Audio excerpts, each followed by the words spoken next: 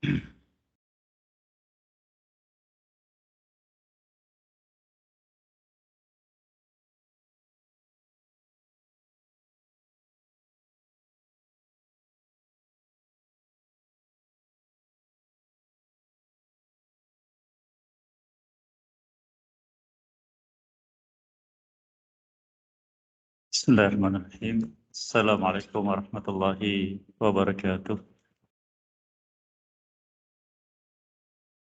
Innal hamdalillahi nahmaduhu wa nasta'inuhu wa nastaghfiruh wa na'udzu billahi min shururi anfusina wa min sayyiati a'malina man yahdihillahu fala mudilla lahu wa man yudlil fala hadiya lahu.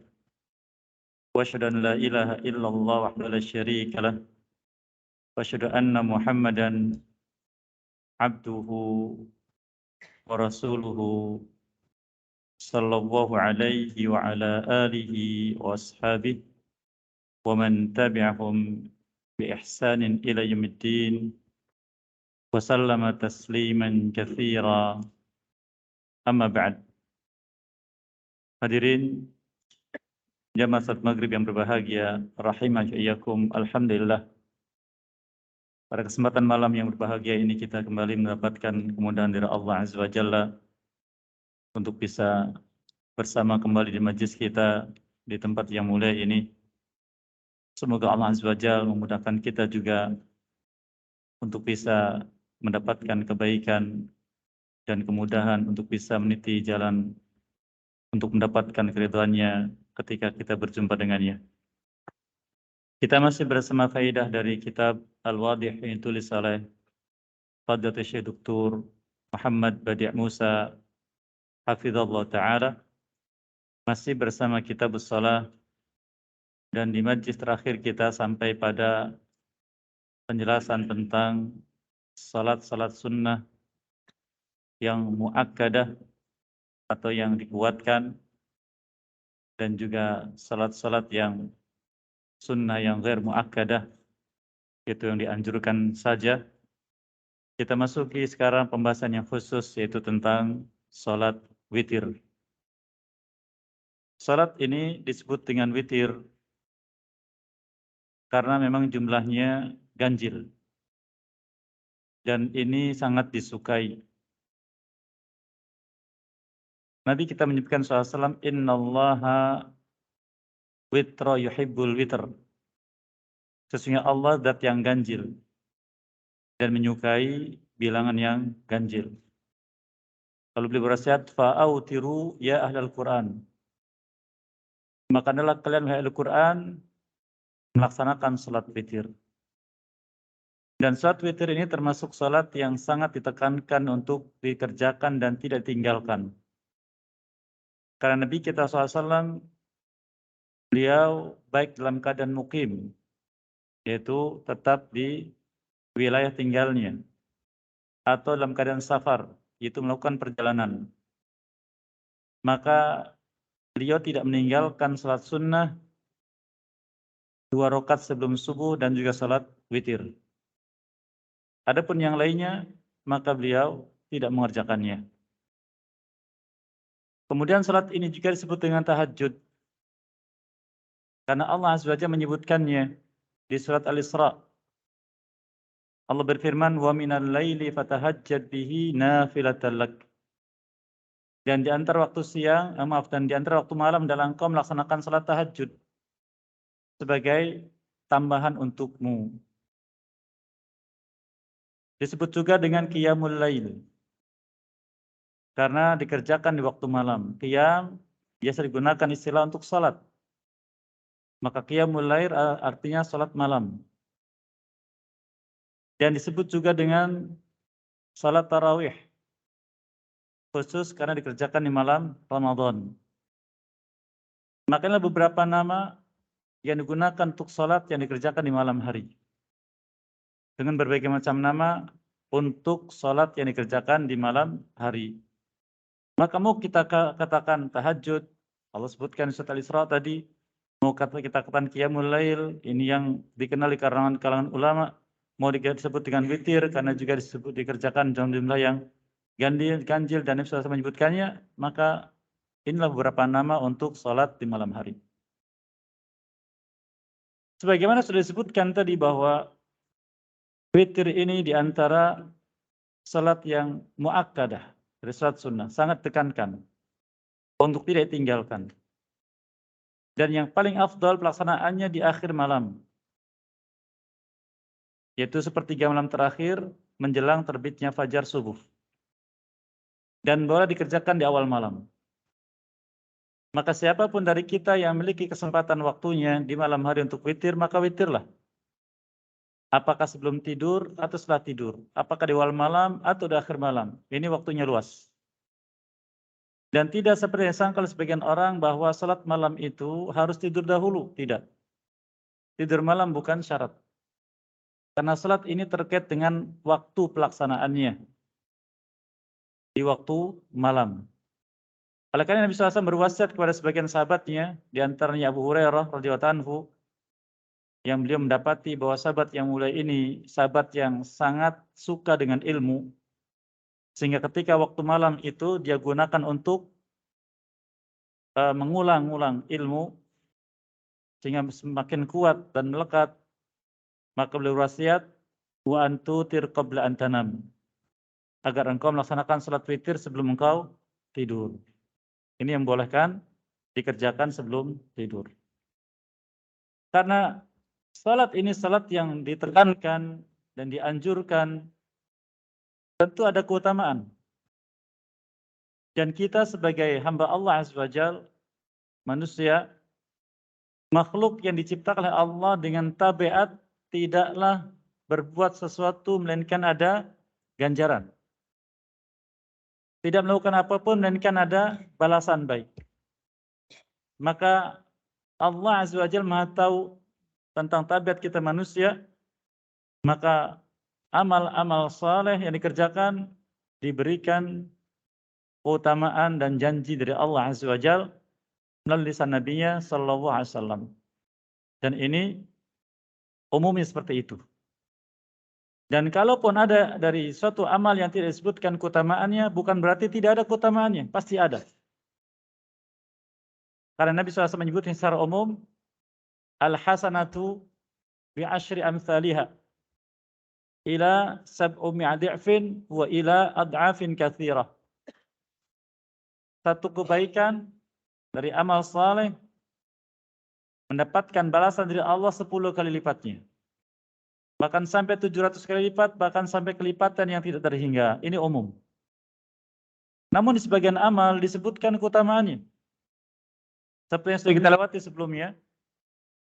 Di antaranya adalah bahwa sholat 2 rakaat sebelum sholat fajar, masih ingat keutamaannya Pak? Lebih baik daripada dunia dan seisinya.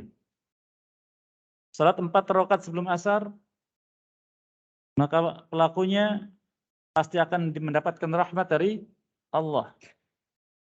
Orang yang sholat 4 rakaat sebelum zuhur, 4 rakaat setelah zuhur, maka dijamin pelakunya dijauhkan dari azab api neraka. Ini keutamaan khusus untuk setiap jenis salat. Namun secara umum perhitungan pahala maka pun ada pada setiap amal tersebut. Ini motivasi. Namun para ulama menjelaskan nilai hamba dalam melaksanakan ketaatan dan semangatnya melaksanakan ketaatan tidak dilihat dari keinginan hamba itu mendapatkan pahala. Walaupun itu dianjurkan. Dianjurkan. Contohnya Allah sebutkan di surat Al-Imran ayat 133. Wasari'u ila magfiratin min rabbikum wa jannatin 'ardas samawati wal ard u'iddat lil muttaqin. Bersegera kalian. Untuk apa bersegera? Untuk beramal yang menjadi sebab kalian mendapatkan ampunan dosa dari Tuhan kalian Allah, dan juga surganya seluas langit dan bumi yang dipersiapkan bagi orang-orang yang bertakwa. Allah perintahkan agar kita beramal untuk mengharapkan sesuatu dari Allah di akhirat, bukan di dunia. Kalau harapannya di dunia, ini menjadi keburukan bagi kita yang mengamalkannya. Seperti yang hal itu Allah Ta'ala sebutkan di surat Al-Isra di ayat yang ke-18. Man kana yuridul ajilata ajjalna lahu fiha ma nasha' liman nurid. Tsumma ja'alna lahu jahannama yaslaha madhmuman madhura. Barang siapa yang beramal dengan amal saleh, tapi yang dia inginkan itu adalah al-ajilah. Al-ajilah yaitu yang segera, maknanya yaitu dunia. Maka apa kata Allah? Ajjalna lahu fiha. Kami berikan di dunia sebagai balasannya. Siapa yang diberi? Atau apa yang diberikan? Manasya. Sesuai dengan apa yang aku inginkan, kata Allah. Bukan seperti yang dia inginkan, bukan. Yang kami inginkan. Siapa yang dapat? Liman nurid. Yang kami inginkan juga. Di atas sebagian ulama, barang siapa beramal saleh mengharapkan balasan dari Allah yang nilainya dunia, maka ada yang dapat, ada yang tidak dapat. Dan yang dapat nilainya sesuai dengan kehendak Allah, bukan kehendak yang beramal. Kemudian di akhirat, kata Allah, kami jadikan jahanam sebagai tempat kembalinya. Dalam keadaan madhmuman madhura, tercela dan terusir. Ini keburukan. Oleh karena kembali ke surat Ali Imran tadi, bahwa beramal untuk mendapatkan balasan dari Allah yang nilainya akhirat. Yang nilainya akhirat. Namun orang yang beramal ketika ia berharap balasan dari Allah, amalnya akan mengharapkan balasan dari Allah walaupun di akhirat itu dianjurkan, kadang dapat, kadang tidak dapat. Dilihat apanya? Dilihat pertama keikhlasannya. Yang kedua dilihat bagaimana mengerjakannya. Nah, kalau urusan keikhlasan ini pembahasannya di masalah akidah dan akhlak. Kita pembahasan fikih khusus terkait dengan cara pelaksanaan. Bagaimana sempurna, bagaimana kurang sempurna, bagaimana tidak dianggap dari sisi pelaksanaan. Ini ilmu fikih. Lalu apa yang pasti orang yang beramal itu mendapatkan pahala, mendapatkan balasan di akhirat, bahkan juga di dunia dikasih sesuai dengan Allah yang Allah kehendaki, yaitu bila beramalnya karena takut kepada Allah. Takut dari apa? Takut dari azabnya. Oleh karena Imam Nawawi rahimahullah menjelaskan di awal kitabnya Riyadhus Shalihin, yang maknanya hamba Allah yang beramal saleh ada dua macam. Macam yang pertama, beribadah seperti seorang pedagang. Dia beribadah hanya mengharapkan pahala. Seperti pedagang, dia berdagang hanya untuk mendapatkan untung. Yang kedua, orang yang ibadah kepada Allah seperti seorang budak, seorang hamba sahaya, yang dia bekerja agar tidak disiksa oleh majikannya. Tidak mengharapkan gaji, tidak mengharapkan makanan, kalaupun dikasih itu adalah kebaikan majikannya. Tapi dia bekerja karena agar saya tidak disiksa, agar saya tidak dicambuk. Itu alasannya.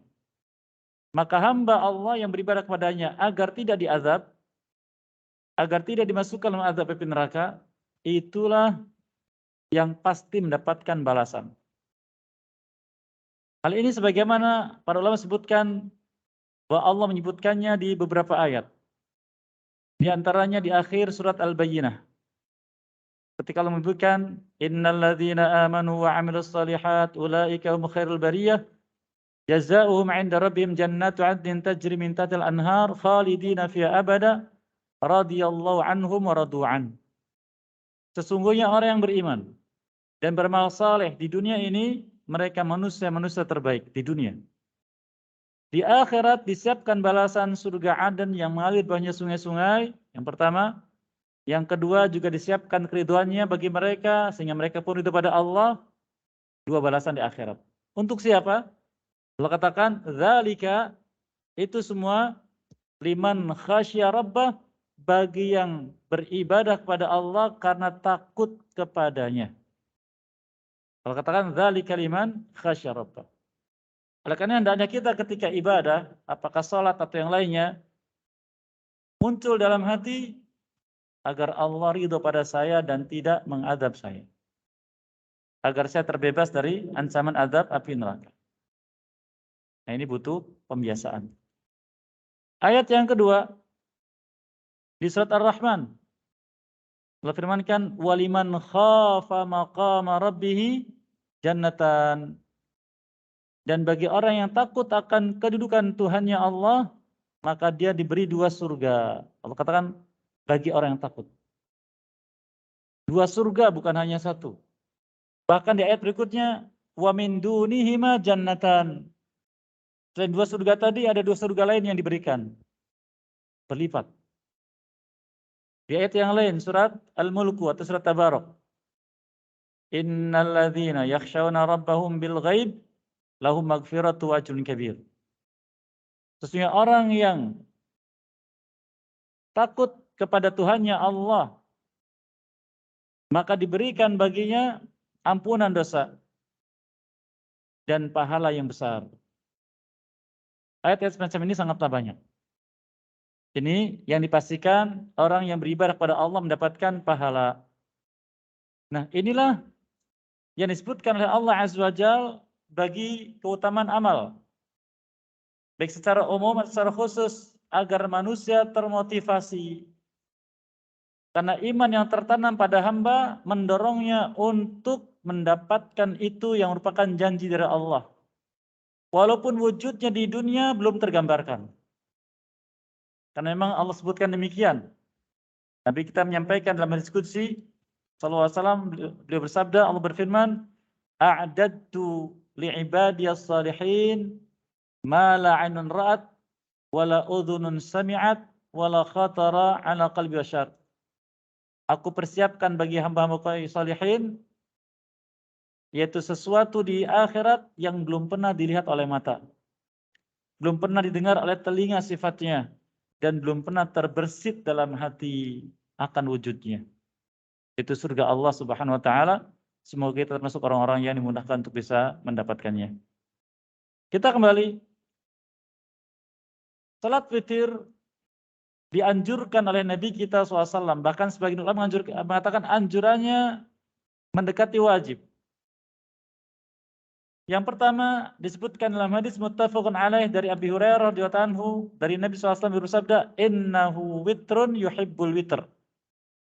Sesungguhnya Allah zat yang tunggal, menyukai sesuatu yang ganjil. Oleh karenanya Nabi kita SAW yang sudah kita lewati sebelumnya pembahasannya, ketika melakukan pengulangan maka dianjurkan untuk ganjil. Contohnya dalam istinja, contohnya dalam wudu, dan nanti akan disebutkan juga dalam memandikan jenazah dan semisalnya.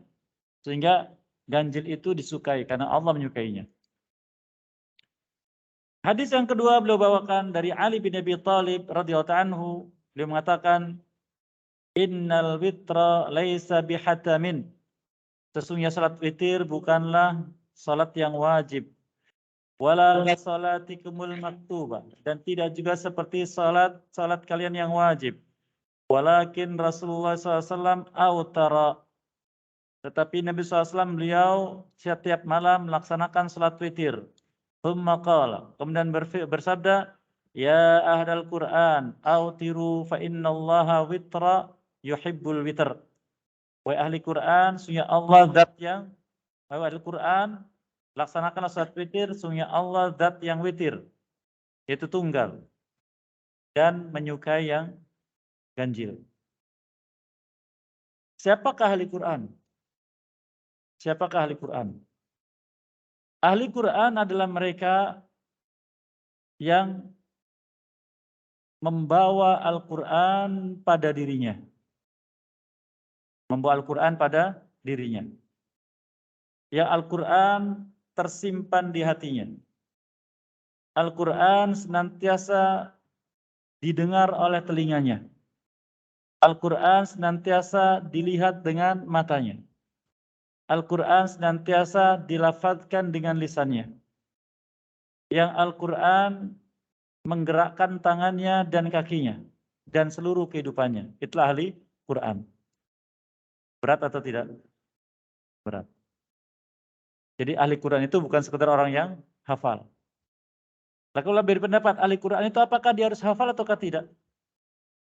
Sebagian mengatakan harus hafal, sebagian mengatakan tidak. Tapi Quran bersamanya. Maka ahli Quran mendapatkan keutamaan. Nabi kita bersabda SAW, Inna lillahi ahlina min ahlil ard. Sesungguhnya Allah punya keluarga dari penduduk bumi ini. Ahlul Quran hum ahlullah wa khasatuh. Ahli Quran adalah keluarga Allah dan orang-orang pilihannya. Sehingga kata ulama, jangan pernah kita berbuat buruk pada mereka. Karena mereka keluarga Allah. Kalau mereka disakiti, mereka tidak membalas, Allah yang akan membalas. Mereka dizalimi, Allah yang akan menghadapi. Maka ini ahli Quran. Sehingga kita hendaknya motivasi untuk bisa masuk dalam golongan ahli Quran, walau kita memiliki sifatnya sebagian. Maka sifat itu harus kita miliki. Agar mendapatkan penjagaan dari Allah Subhanahu wa ta'ala. Dan di antara sifat Al-Quran adalah salat witir. Yang Nabi kita sabdakan tadi, sallallahu alaihi wasallam, ya ahlul Quran, autiru. Wahai ahli Quran, adalah kalian melaksanakan salat witir. Sehingga kembali pada kita. Kalau kita bangun malam berat, maka salat witirlah di awal malam. Atau sebelum tidur. Agar kita memiliki sifat kebaikan dari sifat ahli Quran yang itu dicintai oleh Allah Subhanahu wa ta'ala. Ini tentang keutamaannya. Kemudian berikutnya, kapan waktu salat itu? Sudah kita sebutkan tadi. Beliau katakan di sini, waktuhu ma baina salatil isya wa salatil fajr. Waktu salat witir antara salat isya dan salat subuh. Jadi lepas salat isya, maka itulah waktu untuk witir yang kita sebutkan tadi, dan tidur bukan syarat. Wal afdal, dan yang paling utama, an yakuna fi thuluthil akhir minal lail. Dikerjakan di sepertiga akhir malam. Karena waktu ini diisyaratkan langsung oleh Allah di surat Az-Zariyat. Allah firmankan, innal muttaqina fi jannati wa uyun, akhidhina ma atahum rabbuhum, innahum kanu qabla dhalika muhsinin, kanu qalilan minal laili ma yahja'un, wa bil asharihum yastaghfirun. Sesungguhnya orang bertakwa kelak di akhirat ditempatkan di surga-surga dan mata air. Mereka itu di sana mengambil apapun yang mereka inginkan dari apa yang Allah sediakan. Mereka dulu ketika di dunia adalah orang-orang yang suka berbuat baik. Di antaranya perbuatan baiknya, kanu qalilan minal laili ma yahja'un, waktu malam itu sedikit digunakan oleh mereka untuk meletakkan punggung-punggung mereka di atas tempat tidur. Karena tidurnya sedikit. Wabil ashar, dan ketika waktu sahur. Waktu sahur kapan ya? Sepertiga malam. Kalau katakan wabil ashar. Dan ketika waktu sahur, yastaghfirun, mereka beristighfar. Allah Azza wa Jalla menyebutkan salat dengan istighfar. Karena di antaranya disebutkan sebagian ulama, kalau kita cermati dalam bacaan salat, yang paling banyak adalah permohonan ampun. Dari mulai doa istiftah, kemudian bacaan di dalam ruku, bacaan dalam sujud, bacaan di antara dua sujud, bacaan sebelum salam, bacaan setelah salam, kebanyakan istighfar. Nah, ini isyarat dari Allah Azza wa Jalla. Demikian juga diisyaratkan Nabi SAW bahwa sepertiga malam terakhir Allah turun ke langit dunia. Lalu memberikan jaminan bagi orang yang meminta kepadanya. dikabulkan doanya. Dan masih banyak lagi. Maka dianjurkan sepertiga malam terakhir. Namun, disebutkan dalam sebagian riwayat Nabi SAW, beliau memuji tentang sifat salat malamnya Nabi Daud alaihissalam. Sebagian beliau memuji sifat apanya? Saumnya, sifat puasanya. Dipuji oleh Nabi SAW. Bukan berarti kemudian seperti yang disangka oleh sebagian orang, bahwa Nabi SAW masih melaksanakan syariat Nabi Daud. Bukan. Karena syariat Nabi terdahulu itu tercakup dalam syariat Nabi kita Muhammad SAW. Apa yang masih maslahat, maka disahkan. Yang tidak maslahat bagi umat ini, maka dihapuskan. Contohnya salat 5 waktu ini, salat ini maslahat. Tapi di Bani Israel, salatnya bukan 5 waktu, tapi berapa? 50 waktu. Kira-kira kita sanggup tidak 50 waktu? Beban berat. Maka menjadi ringan 5 waktu. Ini contoh, diperbaiki. Saum Asyura. Wajib bagi kaum terdahulu.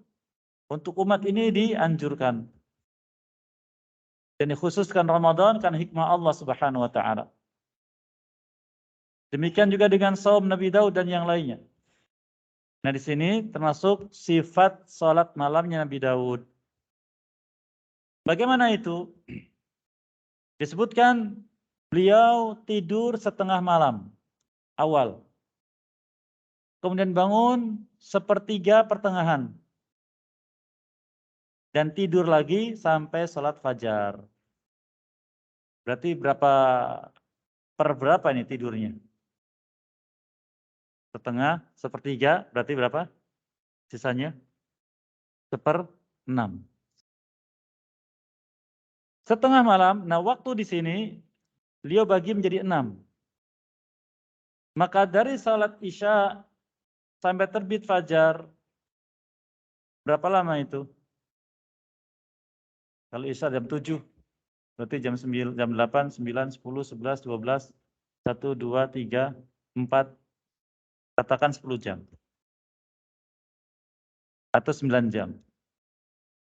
Maka 9 jam dibagi 6. Berarti sepertiganya 1,5, 1/6-nya 1,5 jam. Maka setengah malam berarti tidurnya berapa? 4,5 jam.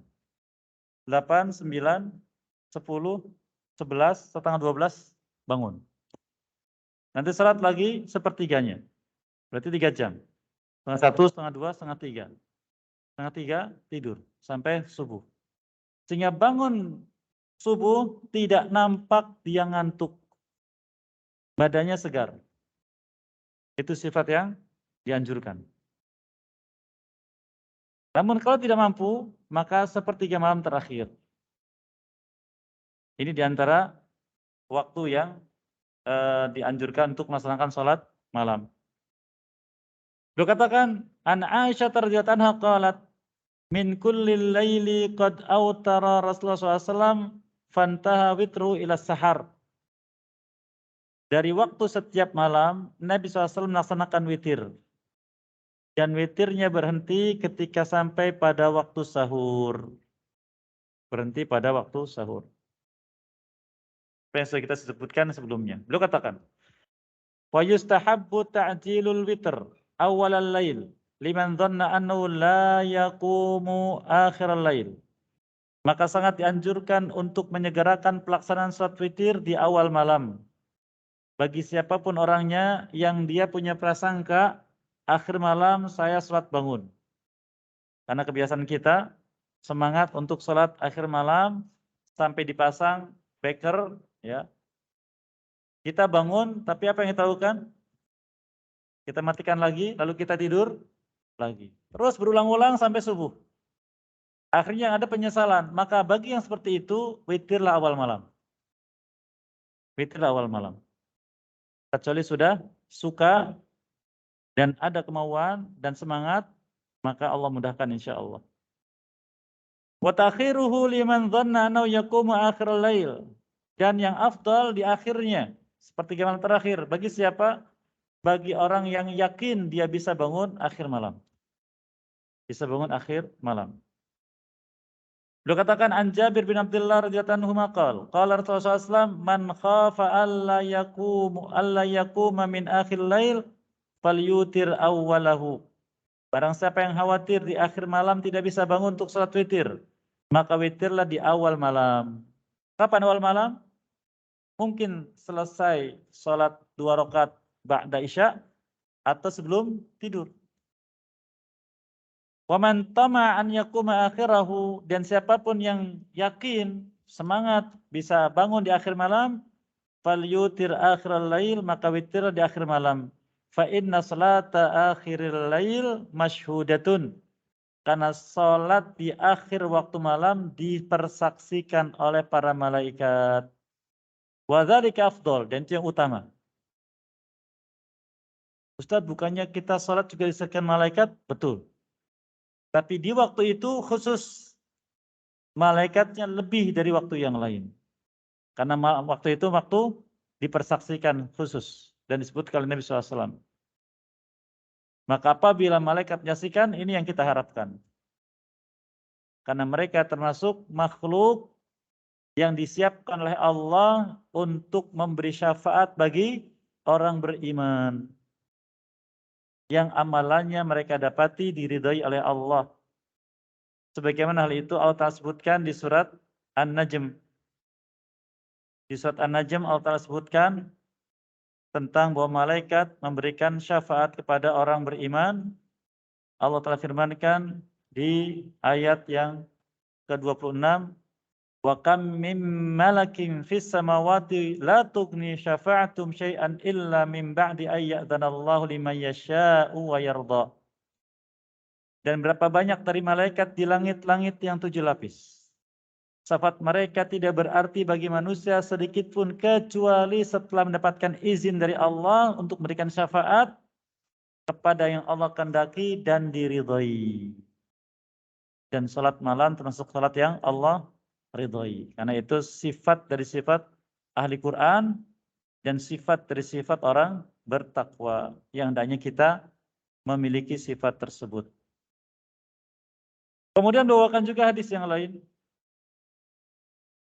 An Abdullah bin Abi Qais qala sa'altu Aisyah radhiyallahu anha kaifa kanat qira'atun Nabi sallallahu alaihi wasallam bil lail. Abdullah bin Abi Qais bertanya kepada Ummul Mukminin Aisyah radhiyallahu anha, bagaimanakah bacaan Nabi sallallahu alaihi wasallam ketika salat malam? Akan sirru bil qira'am yajhar, apakah bacaannya pelan atau bacanya dikeraskan? Faqalat kullu dzalika qad kana yaf'al. Dikatakan kadang dikeraskan, kadang dipelankan. Rubama asarru bil qiraati wa rubama jahara. Kadang dikeraskan, kadang dipelankan. Faqultu alhamdulillahilladzi ja'ala fil amri si'ah.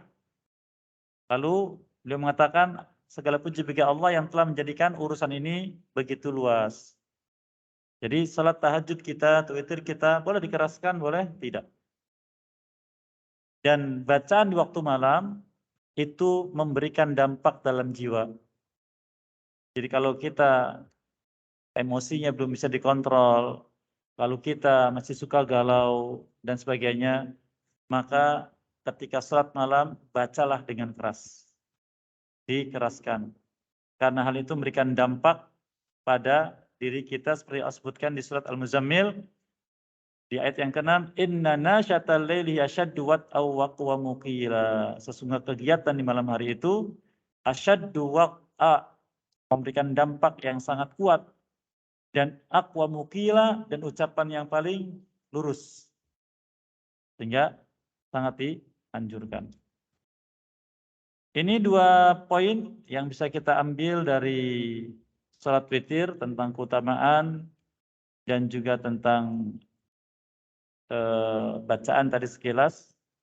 Adapun pembahasan berikutnya tentang jumlah rakaatnya dan semisalnya akan kita ambil faedahnya di majlis berikutnya insyaallah. Masih ada waktu beberapa menit ke depan. Barangkali ada yang ingin disampaikan, dipersilahkan. Karena beberapa pertemuan kita tidak sempat untuk buka forum diskusi. Tafadhol. Ada Bapak Ibu? Silakan. Silakan. Waalaikumsalam.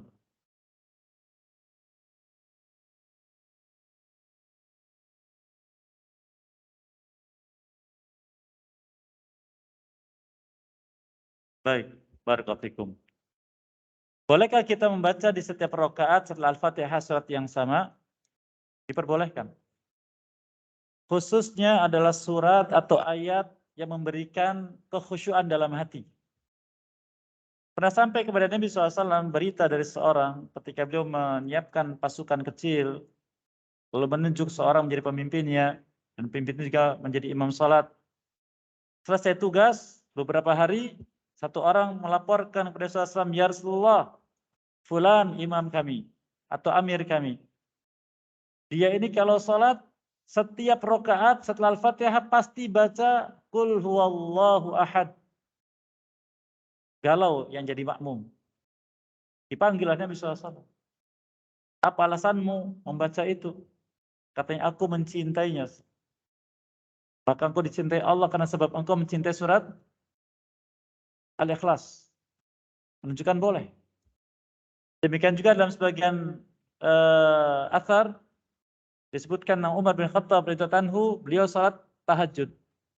Membaca satu ayat, berulang-ulang dia menangis. Kemudian kata periwayat ini, sampai aku pulang lagi, waktunya lama, beliau salat masih baca ayat itu. Diulang-ulang. Nah, contohnya misalkan ayat yang kita hafal yang bikin kita takut, karena tujuan ibadah itu takut kepada Allah. Kita baca surat Al-Lail. Fa'anzartukum naran talazza la yaslaha illal ashqa alladzi kadzdzaba wa tawalla. Aku peringatkan kalian dengan azab api neraka yang begitu kuat nyalanya. Tidak masuk dalamnya kecuali orang sengsara, yaitu orang yang mendustakan lagi berpaling. Terus diulang-ulang, boleh. Begitu. Wallahu a'lam. Waalaikumsalam. Silakan, Pak. Salat hajat. Ada beberapa salat atau jenis salat sunnah yang sampai pada kita, yang jenis-jenis salat ini di dalam pembahasan ilmu fikih tidak disinggung oleh para ulama.